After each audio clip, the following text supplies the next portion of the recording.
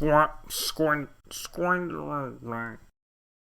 need to change the way we talk about Argentina. For decades, Los Pumas were the best of the rest, a side rarely seen who gave you a decent game each autumn internationals or World Cup season, the undisputed king of the easy beats. But in 2007, the RGs reprogrammed the entire rugby world's brains in the space of 2 months, winning hearts, minds and reputation as a serious team, the sport's most likely underdog, going from the biggest small team to the smallest big team. A reputation eventually boosted in 2015 and then in 2020, as dramatic first ever win over the All Blacks turned them into a side capable of beating literally anybody on their day. And now, a further few years along in 2024, Argentina might have just gone one step higher. Still sold as the underdog, this Saturday Los Pumas announced themselves as beyond qualifiers, beyond patronising, beyond the need for pity statements. They announced themselves as nothing other than a world-class team. And better than that, a world-class team who just beat the world's #1 team. The planet Earth champs knocked over in a stunning fashion by the blue-striped hoops in one of the best first halves of the year, followed by a second half that also technically did happen. Argentina holding out a missed penalty, then incredible, brilliant defensive set, giving them an enormous win that should be triggering a few new brain pathways in rugby fans around the world glancing at their fixture list whenever they see the Pumas on it. So, how did Argentina get on top of the box? Should South Africa have really held that out, considering they were in a 17-0 lead at one point? And just how does this set up the final confrontation next week with, for the first time in God knows how long, the Rugby Championship title on the line on the last day, and Argentina for the first time ever even with a chance of winning it? This wasn't so much a game of two halves as 2 quarters, another very almost half, and then a final 3 minutes as momentum swung and style changed with the weather. That kinetic, open, glorious first half giving way to a tense, dramatic final 40 after an opening that was positively a procession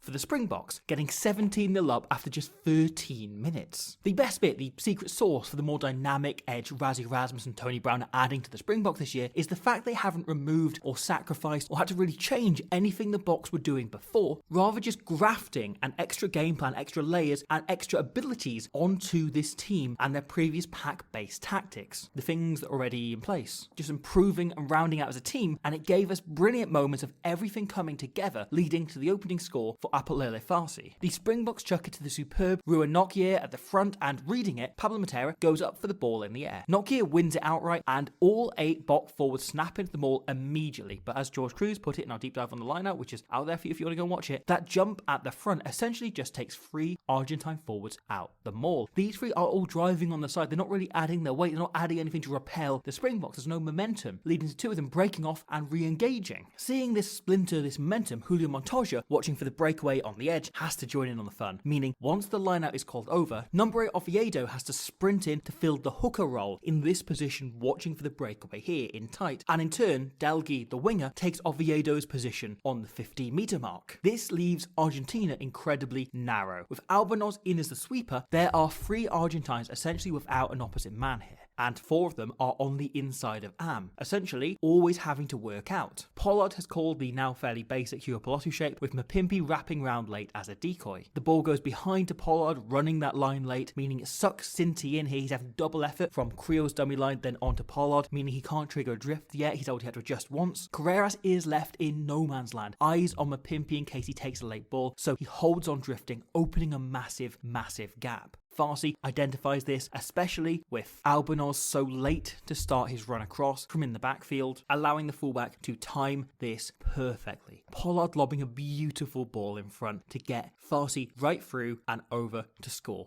the opening try. It's the threat of the Springbok maul, that old school power game that ties the Argentine pack in the first place, prompts them to compete, eventually leading to Montoya joining the maul. If Montoya can stay out, Oviedo takes position here, and it allows each of these Argentines to bounce out one place, leaving Carreras in the gap that Farsi runs straight through. That's even without Albornoz potentially joining the line. That power game underpins, enables the pace, enables the pass, enables the skill, and that theme only got bigger and better in Jesse Creel's follow-up just 4 minutes later. Argentina exit by kicking long, and when Farsi replies, Albornoz, just kicking off the absolute game of his life, beats Mapimpi and gets a counter going. However, just take a moment here to watch Marco van Staden. He makes a mess of the initial ruck, slowing it down enough to get the Bok D really set and pointing. They've got plenty of time, allowing Dutoy and Nokia to catch Scalvi behind the gain line. Van Staden then jogs across slowly. He's just about to join his defensive line, but then he sees how Scalvi falls, and he sees that Chocobares, a centre, is filling in as a forward, and he's going for the kind of tackler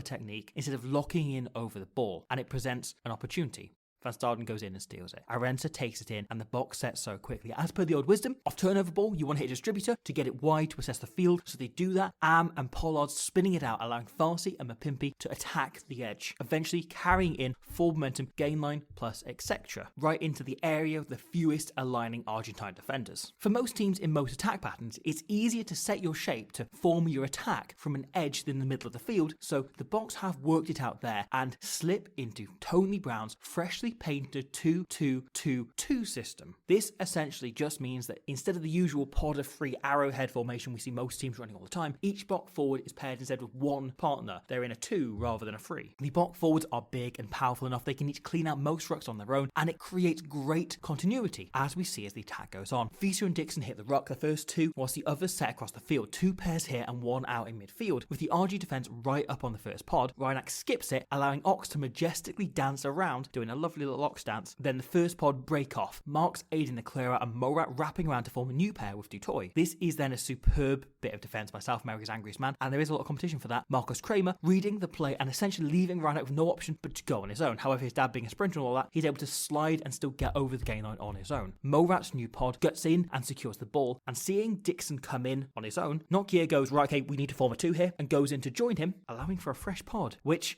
that continuity is created here. He's on his shoulder immediately for the offload. Dixon's incredible work rate, then sees once Nokia takes contact, him get up and work back to his feet and make a brilliant clear out here. He goes straight off his feet, but connects perfectly with Malia, meaning no referee's going to call this back, creating a real obstacle for Chocobares et al. Here to work around, making it harder for the Argentines to get onto the far side of the ruck. They're watching this, Chocobares throws his arm up and complain in, oh, look at this referee, but in Spanish, and it leaves Rubiolo here, guard on his own on this side of the ruck, which will be fine initially while Oviedo is close, but this is where the backs act on the impact, that power game, where that next level of Springbok attack comes in. Andre Pollard has been subtly and slowly managing this, and sets a shape here as Am rushes in to aid the ruck effort. Farsi is stacked behind him with Creel outside and Arendse right out on the wing out of shot. Now, in their previous spells of possession, the Springboks repeatedly ran versions of this play, decoy runners buying Pollard a second or so, and Oviedo assumes this is the next ploy and drifts out to watch the number 10, knowing he's going to ignore Creel, that's a dummy runner, and fade off to watch Pollard. This will, hence, allow the men outside him to bounce out. They don't want to fall into the same trap as on the Farsi try, where they all get pulled in too narrow by watching the first guy. However, Creel calls their bluff. Before Oviedo can even move out, the centre anticipates it. He's watching. He knows it instantly. It's brilliant rugby intelligence. He starts firing in on what looks like a mildly convincing dummy line until he catches the ball. With no Argentine forward inside and the only defender headed outside, he hits the ball at pace and goes through the gap unopposed, untouched. It's a brilliant bit of acting to sell his real line as a dummy line, dotting down to give the Springboks the kind of lead that makes neutrals go, oh, okay, that Argentina have turned up.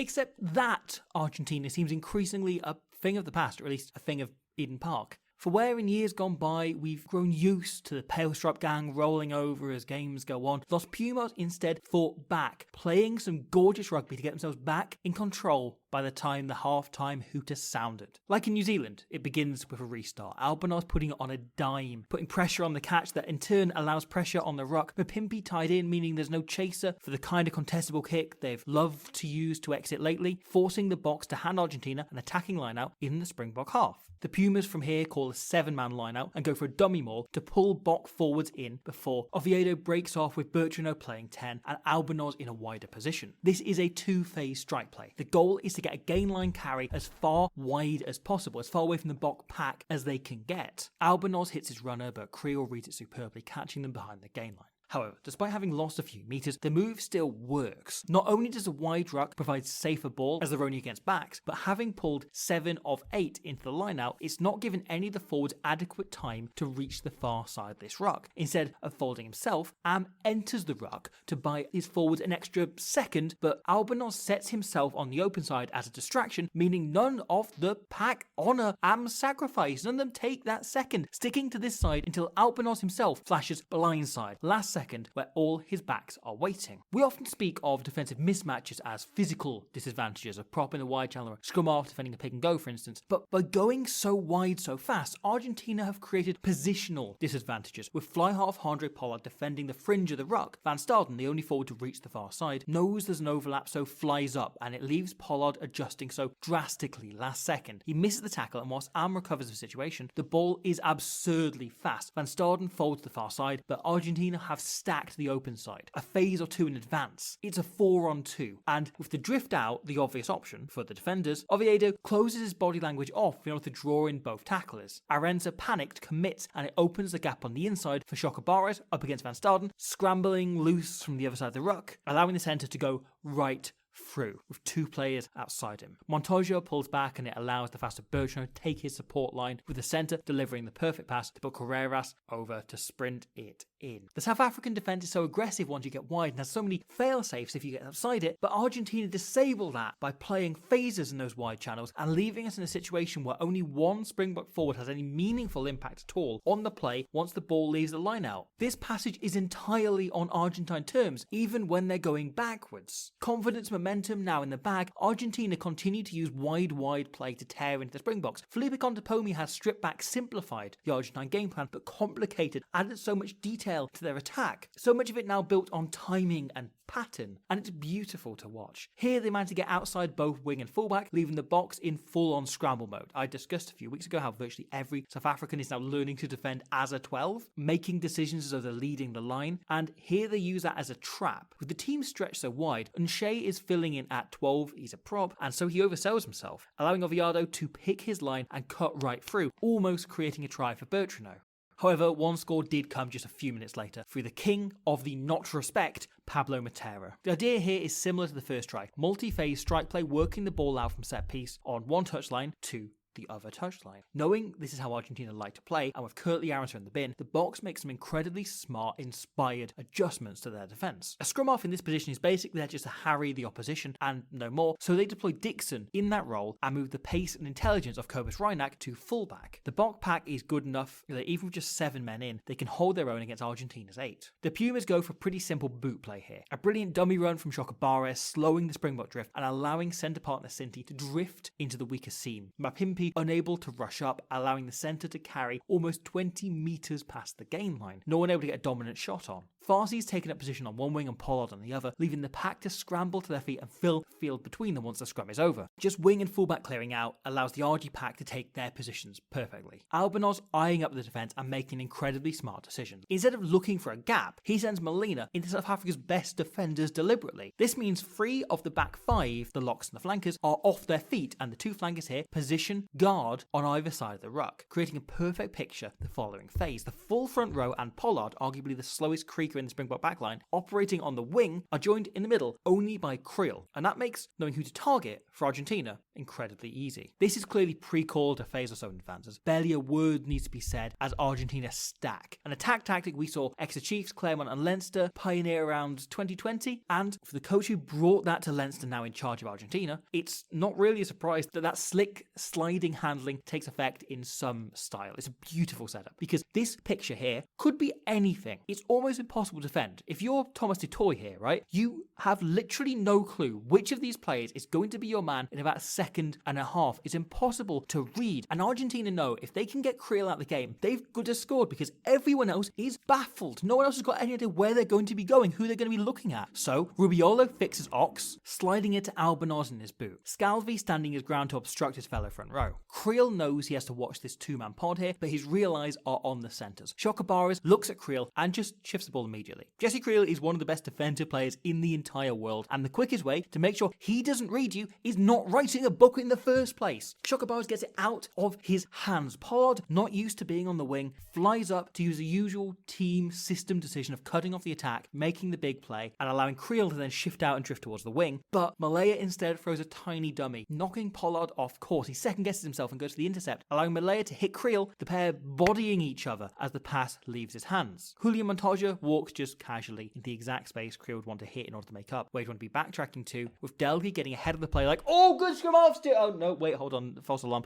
Dixon's scrum half role has left him running side to side, back and forth, meaning he isn't available to play the usual Sia Khaleesi catch-up defender role, herring it for the touchline, and Delvey managed to get himself just enough in Van Staden's way to make sure that as Carreras takes the ball, he can use his winger's pace to burn first the front row and then Van Staden going straight through the gap. Reinach has shot up from fullback too hard, not used to his new position either, allowing Carreras to go right through, drawing the freshly back Farsi to put Matera into the clear. The flanker outpacing his opposite number to score before giving us one of the best try celebrations of the year. It's a perfect move to exploit the Boks traditional out-to-win defence, especially with a man in the bin, forcing so many players to play so many roles and change and be in new positions they're not used to, putting extra stress and pressure on all of them, and allowing Argentina to focus on the one player in that system that matters the most and get him out of the game. It's just a brilliant move, and even with Aranta on the field, this still likely results in a clean break for the Argies. They're probably making it well into the 22. This season's Rugby Championship has felt a bit like the competition where Argentina finally becomes the team they've threatened to be for some time. After being at the bottom of the charts for almost every entry since they joined in 2012, the Pumas this season have been the Rugby Championship's most disciplined team, conceding just 50 penalties and not a single card to date, though they may recall Thomas Lavanini this weekend. A stat equally vindicating and frustrating for all of us who've been watching them for years and going, you know, Argentina could be contenders here if they only sorted out their discipline. We've been saying that for a literal decade. And yet, here we are, the end result. Instead, they're able to squeeze penalties and position out of the box. This move, varying the same setup used for the first two tries, attacking wide off a lineup, bringing Farsi up, only to drop it on the toe instead of working the phasers. It's a great kick and it leaves the Boks scrambling, playing on the floor, outnumbered by the chasers, forced to concede a penalty from which Argentina go for the corner and score a pretty lovely maul try.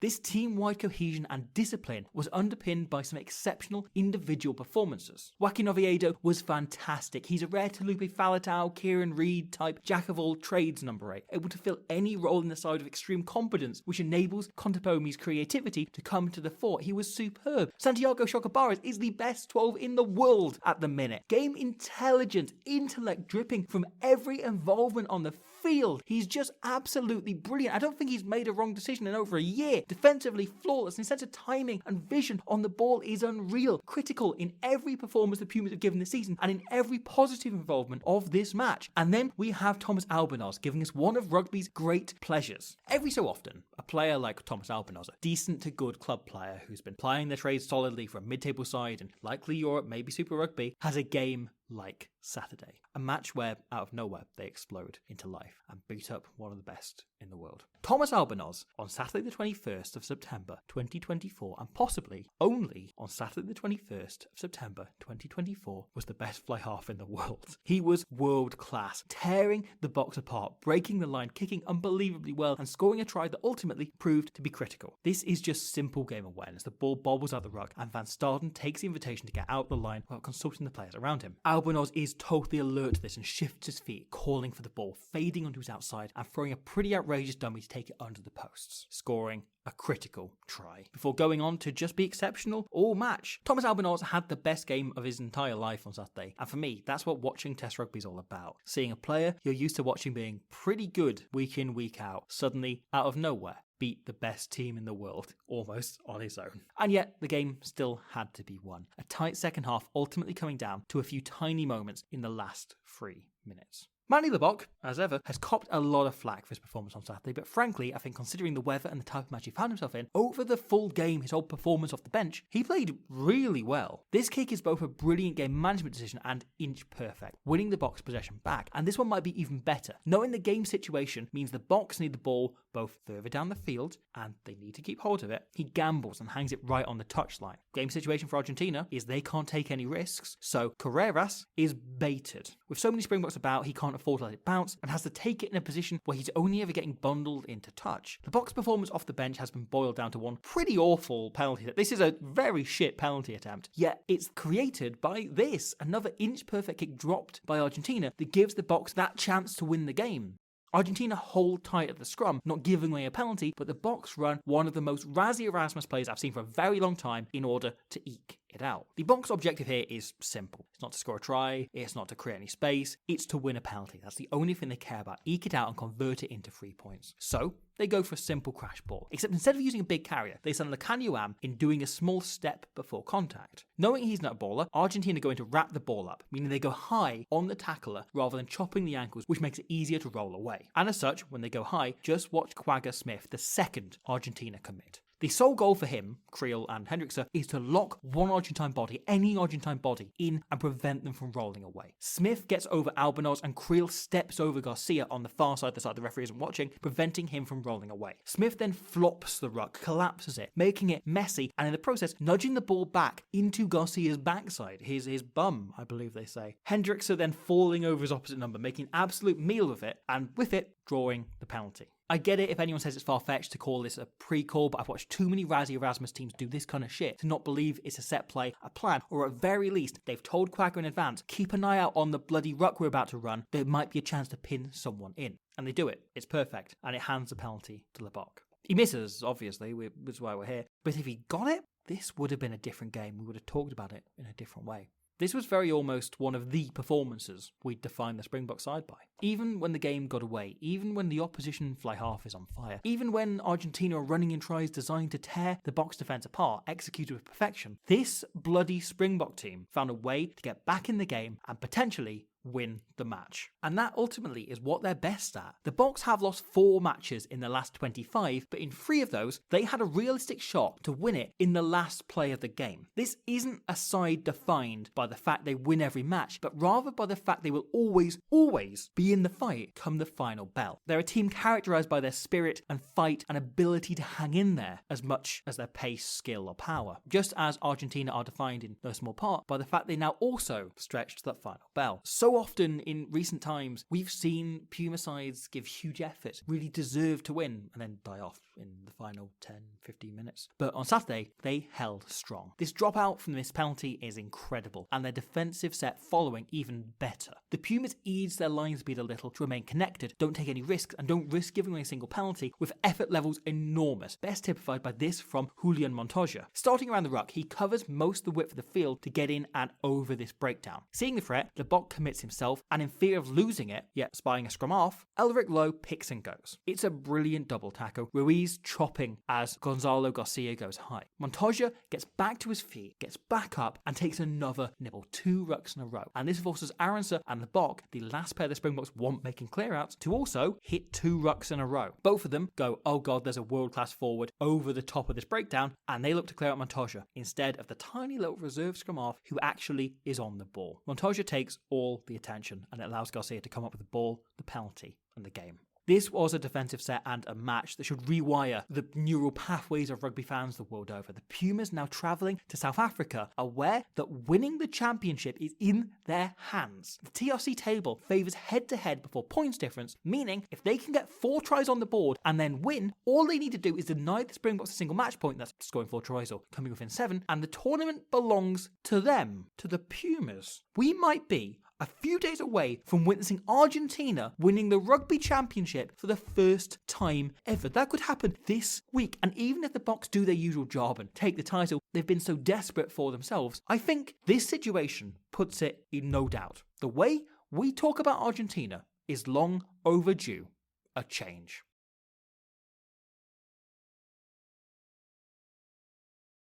Thanks for watching that. I hope you enjoyed it. Rugby is continuing to occur. The domestic season's kicked back off. We've got a Glasgow video up on last season's domestic season. There's one on Leinster coming. This wasn't part of the plan, but here we are. The Rugby Championship continues. We promised at the end of the last video saying South Africa lose to Argentina, then we'll make this, and we have, and it was great. We'll see how this weekend goes. There's every chance that Australia walk the Bledisloe and the Argentina win the championship. That'd be great. Or South Africa win it, and that becomes interesting enough in itself. So there's loads to come. There's loads else around. There's a podcast on the 2014 Women's Rugby World Cup, as well as previous ones on other Rugby World Cups that included men for whatever reason.